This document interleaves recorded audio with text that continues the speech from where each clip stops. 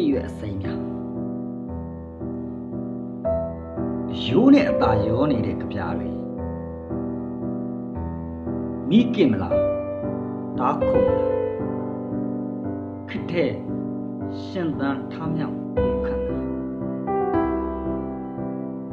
အသေးတွေတွေ့တယ်အသေးမရှင်တွေတွေ့တယ်ကို့အထာနဲ့ကိုဖဲကိုဖျားနဲ့ကိုပဲကိုမြင်ကိုဆိုင်နေကြတယ်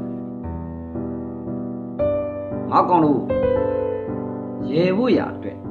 နှုတ်ခမ်းတစ်စုံလို့တယ်ရန်သာချင်းကဝေဝဲနေတဲ့သိရွယ်ပဲငိမ့်လူကသိနေတဲ့လက်